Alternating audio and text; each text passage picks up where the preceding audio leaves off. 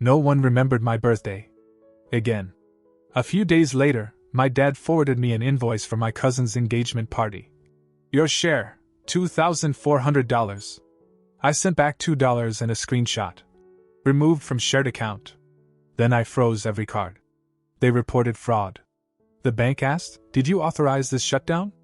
I smiled and replied, "No one remembered my birthday." Again. It wasn't just disappointing, it was infuriating. I turned 29 last week. I didn't expect a cake or a parade, just a simple text would have been enough. Hey, happy birthday. Something. But I got nothing. No call from my parents, no messages from my sisters, not even one of those generic Facebook posts people fire off without thinking. Not a word. It was the second year in a row they forgot. The year before, I chalked it up to bad timing. My cousin Jenna got engaged and everyone was obsessed with planning her party. I let it slide. I shouldn't have. 3 days after my birthday, I opened my email during lunch and saw one from my dad. No subject line. Just an attachment. It was a PDF invoice for Jenna's engagement party. The full cost, venue, catering, photography, centerpieces, valet, totaled a little over $16,000. At the bottom, in bold red font it said, "Your share, $2,400. No greeting, no explanation. Just a forwarded invoice and 2 words underneath it. Your share. I stared at the screen for a while. I wasn't even mad at first, just numb. Then it hit me. The same people who couldn't be bothered to say, "Happy birthday," were asking me for nearly $2,500 to celebrate someone else's happiness. I laughed. Then I opened my banking app, transferred $2 from the shared account back to myself, took a screenshot, and replied with that image and one sentence. Removed from shared account. Then I went further. I logged into every bank account I had, checking, savings, credit cards, and froze every card I'd given them access to over the years. Cards my dad used to fill up his truck. A card my mom used for groceries. 2 emergency cards my sisters used. Just in case. While they were away at school. Done. Locked. Cancelled. I didn't even hesitate. About an hour later, I started getting the calls. 6 missed calls from my dad. 4 from my mom. Even Jenna tried to reach me. Then my phone rang with a number I didn't recognize, my bank. The rep on the line said they'd received fraud claims about unauthorized freezes on the accounts. She asked, very calmly, "Did you authorize these actions yourself?" I said, "Yes. Every single one." That was the first time in a long while I actually smiled. The fallout was immediate. My mom texted me a long message, trying to guilt-trip me about family unity, and how this isn't like you. My dad was more direct. He left a voicemail saying I was being dramatic, and that this isn't how we solve things. Not a single one of them mentioned my birthday.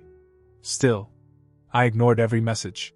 The next day, Jenna called and actually had the audacity to say, "You're making things difficult for everyone. This is a big moment for me." I almost responded. Almost. But I just put my phone on silent and watched the messages pile up. That night, I started going through all the transactions from the past year. I couldn't believe how many random charges were tied to me. A streaming service I didn't recognize, that was my uncle. My sister had been using my Uber account on the other side of the country. My mom had linked a clothing subscription service. I spent hours shutting everything down. I thought maybe someone would finally realize how messed up it all was. Maybe they'd call and say sorry, or even just acknowledge what they'd done. But no. The next day, my mom sent me another message. "We need to talk. You're hurting the family." Not one of them asked me how I felt. Not one asked why I did it. They were just upset they lost access to me, to my money, really. But I was done being useful. Done pretending things were okay just to keep the peace. This wasn't peace. It was exploitation. And they were about to learn what it felt like to lose their safety net. By the end of the week, the whole family was in panic mode. I stopped answering texts, calls, emails, all of it. My dad sent one last message, saying we were having a family meeting at the house on Sunday and that I was expected to come. Not invited, expected. I wasn't planning to go, honestly. But curiosity got the better of me. I wanted to hear what kind of mental gymnastics they'd pull to justify everything. Plus, I figured if they wanted to corner me into guilt, they'd have to look me in the eye while doing it. When I pulled up to the house, there were already 4 cars in the driveway. I walked in and found everyone in the living room. My parents. My uncle. Jenna and her fiancé. Even my aunt, who usually doesn't get involved in drama. And surprisingly, my 2 sisters were there. Emily and Claire, both supposed to be out of state at college. I hadn't seen them in months. They didn't say hi when I walked in. Just stared at me like they didn't know what side to be on. The whole thing started with my dad saying they were concerned about my behavior and disappointed in the way I handled things. My mom tried to smooth it out, saying things had gotten out of hand, but could be fixed if I just reversed the shutdown. I didn't say anything. Just waited. Jenna jumped in, going on about how her engagement party was falling apart, and how I was making a statement out of something that should have been private. I think she expected sympathy. I just stared at her. Then my uncle chimed in, trying to act like the voice of reason. He said, "I don't think anyone meant to hurt you, Tom, but you've hurt a lot of people with this stunt." That word, stunt, set something off. I turned to Claire and asked, "Did you know they forgot my birthday last week?" She opened her mouth, hesitated, then said something that blew the whole thing open. "Oh, they didn't forget. Mom just said we'd celebrate later when Jenna's party was over. She didn't want to take attention away." The room went quiet. My mom looked like she'd swallowed a nail. Emily added, "Yeah, she even told us not to post anything online so it wouldn't seem like we were ignoring Jenna." It was one of those moments when the truth slipped out because someone didn't realize it wasn't supposed to be said. I looked at my mom, then my dad. No one said a word. I stood up. "So not only did you ignore it, you actually made sure no one said anything because it would mess with Jenna's spotlight." My dad started to speak, but I cut him off. I told them I wasn't their bank. I wasn't their background character. And I wasn't coming back to this house if the only time they reached out was when they needed something. Then I looked at my sisters. "I've been sending each of you $1,000 a month for 2 years. That ends now." Emily started to say something, but I didn't let her finish. I just walked out. I thought they'd try to chase after me. Maybe they'd call the next day. Maybe even apologize. But they didn't. And I wasn't done yet. After that disaster of a family meeting, the silence was different. Not peaceful, just a lull before something worse. No apologies came. No explanations. Just the type of quiet that makes it obvious they were regrouping behind my back. 3 days later, I got a long email from my dad. It opened like a work memo. He said I'd made my point, and that while he didn't agree with how I went about it, family comes first. He didn't mention my birthday. He didn't mention anything personal at all. Just a list of reasons why I should reconsider the financial support for your sisters, especially Claire, who is under a lot of stress with grad school. He attached a spreadsheet. Expenses, tuition balances, rent projections, upcoming bills. The works. Like I was his business partner, not his son. I didn't open the attachment. I forwarded the email to my entitlement folder and left it there. A few hours later, I got a message from Emily. Not the emotional kind, the passive-aggressive kind. She said it was unfair that I suddenly cut off the support you promise, and that she guessed money mattered more than family. She even threw in, "I hope you're proud of how much tension you've caused." I didn't answer. What was I supposed to say? "Sorry, I finally noticed you all only text when rent's due?" But that wasn't the end of it. 2 days after that, I got a call from a woman I didn't recognize. It was the administrator for Claire's school account. She said Claire had listed me as her emergency contact and billing party for an unpaid tuition fee, and they needed authorization or an alternate payer. I told her to remove my name from every form she had. An hour later, Claire called. For the first time since the meeting. She didn't even ask how I was. Just launched straight into it, saying I should have told her before pulling support. That she was completely blindsided. And that she didn't understand why I'm punishing her for something Mom and Dad did. I asked her one thing. "Did you know they told you not to post anything for my birthday last year too?" Silence. Then she said, "It wasn't like that." I hung up. At that point, the family started to unravel around me. I could see it happening in real time. My uncle texted me, A long rant about how his card got declined at a restaurant, and how it was incredibly disrespectful after everything he's done for me. I asked him what, exactly, he'd done for me in the last 10 years. He never responded. Jenna had to move her engagement party to a smaller hall. Apparently the original venue didn't hold the date when the deposit bounced. She sent me a message on Instagram, blaming me for the whole thing, saying I'd ruined her moment. I didn't even read the whole thing before blocking her. Then, as if the universe couldn't script this any better, I got another group email. This one was from my mom. Your uncle's birthday is next Sunday. We'd like to put everything aside for one day and be together. I didn't reply. I didn't plan to go. But something in me was curious again. So I showed up. The party was in the same backyard where every family event happened since I was a kid. Folding chairs, paper plates, the usual. I walked in, didn't say much. Sat near the edge of the crowd and watched. Jenna was there, acting like nothing ever happened. My uncle gave me a look but didn't say a word. My mom hovered like she was trying to time an approach. Then my dad made his move. He came over and asked if we could talk privately. My mom followed. They led me to a side table and sat across from me like it was an interview. He started with how things got out of hand, and how I might have gone too far, but that there's still time to fix this. He said they'd been talking and the best thing would be to go back to how it was. His exact words. Back to how it was. I let that sit for a second before saying no. There's no going back. Because how it was broken. Then I said something I hadn't planned to say, but it felt right. You've never treated me like a son. Just a resource. And I'm not doing that anymore. That's when Emily walked over. She must have been eavesdropping, because she jumped right in, saying, You're punishing everyone just because you can. This whole thing is about control. You're not better than us because you make more money. I stood up. This isn't about money.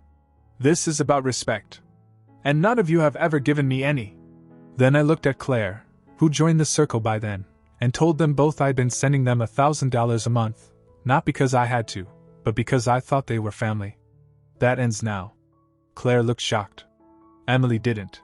She just stared at me like she was trying to figure out how to hurt me back. I left the party after that. Didn't say goodbye. Didn't look back. And I knew, this time, it was permanent. After I left my uncle's party, I didn't expect to hear from any of them again. But of course, they couldn't resist. They never could. The next morning, I woke up to a voice message from my mom. Her tone was different this time. Less guilt, more desperation. She said things like, This family is breaking apart. And, we just need to talk. I almost felt bad. Almost. But that feeling vanished by the end of the day when I checked my Venmo account. Claire had requested $300 with the caption, Since you cut me off, I guess I need help one last time. Like it was a joke. Like it was funny. I declined the request without saying anything and blocked her on the app. 2 days later, Emily called. I answered, just to see what angle she'd take. She didn't even bother pretending to be concerned. She said she heard I told people at the party I was done supporting everyone, and that I sounded pathetic trying to play the victim. I told her this was the last conversation we'd ever have. She said, Fine, and hung up. That was the moment it all really clicked for me, not just the financial part, not just the birthday thing, but how deep this had gone. I hadn't just been a wallet. I had been their backup plan. Their silent sponsor. They were never going to change. They never had to. I'd made it too easy. By the end of the week, I cut off everything. Shared Netflix? Gone. Amazon Prime account? Cancelled. The Hulu family plan? Nope. Even the Spotify account I forgot I was still paying for, wiped. One by one, they lost every convenience they tied to me. Every invisible little luxury that came from my side of things. Then came the final straw. I got a Facebook event invite. My uncle's 60th birthday dinner. Private room at a steakhouse downtown. Expensive place. The kind of thing you needed a deposit to book. Under the invite there was a message from my dad. Hope we can put everything behind us for one night. Would mean a lot to the family. The gall. I didn't respond. But I did call the restaurant. Told them I wasn't attending, and that if anyone tried to use my name or card to hold the reservation, they didn't have permission. The woman on the phone thanked me. Said it had already happened once. Someone tried using a card under my name, but it didn't go through. I didn't ask who. I didn't need to. That Sunday, while they sat at the steakhouse pretending everything was normal, I went for a walk. Clearest sky I'd seen in weeks. I didn't feel angry. I didn't feel sad. I felt done. A clean kind of done. From that day on, none of them reached out again. Not my parents.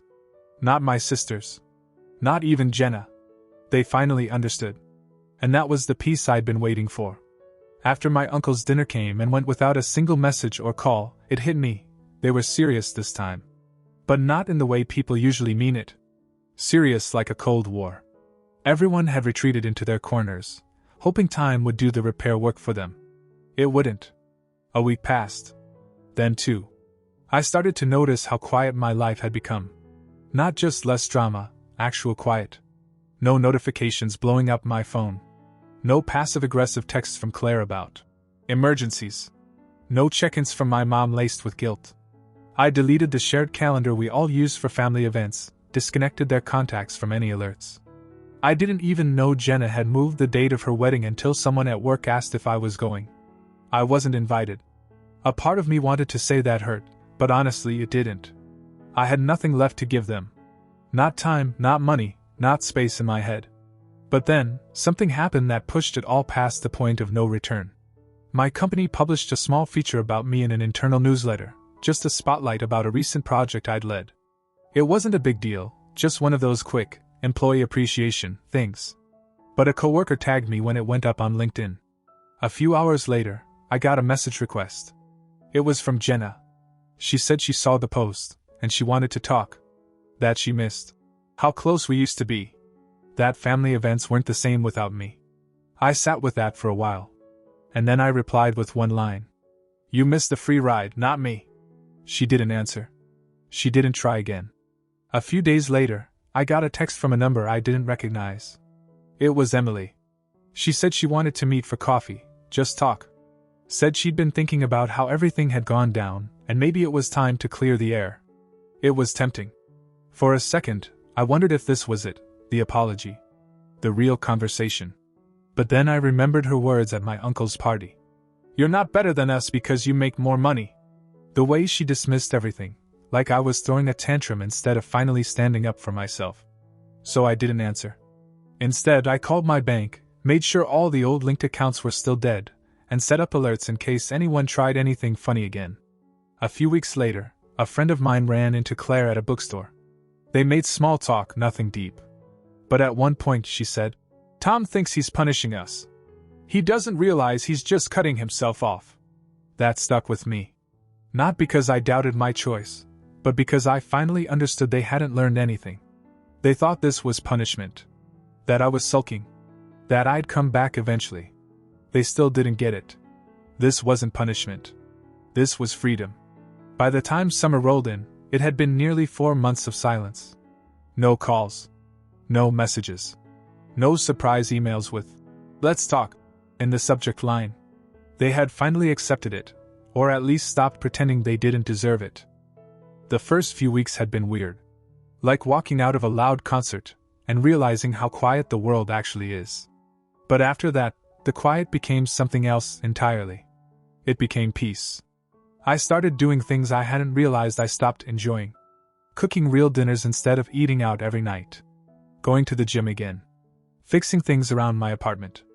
It's funny how quickly I filled the time that used to be spent putting out fires other people started. My savings grew. Not dramatically.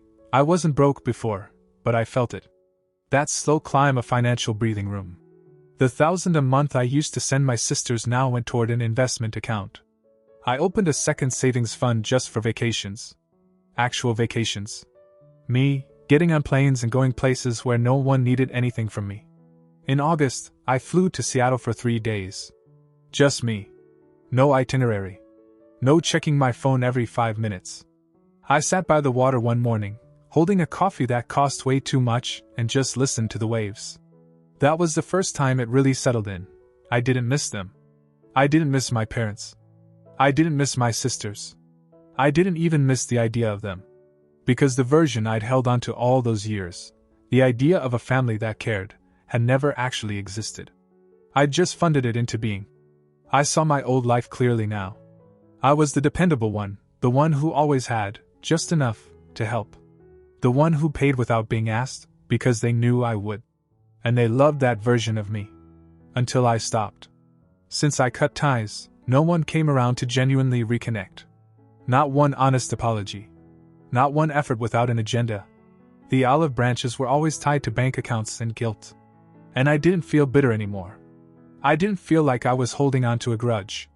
I felt like someone who finally walked out of a locked room he hadn't realized had a door the whole time. Last week, I ran into a family friend at the grocery store. She looked surprised to see me, asked if I'd be at Jenna's wedding next month. I told her no. She nodded and said, "I figured. It's been different without you." I just smiled. She didn't ask more. She didn't need to.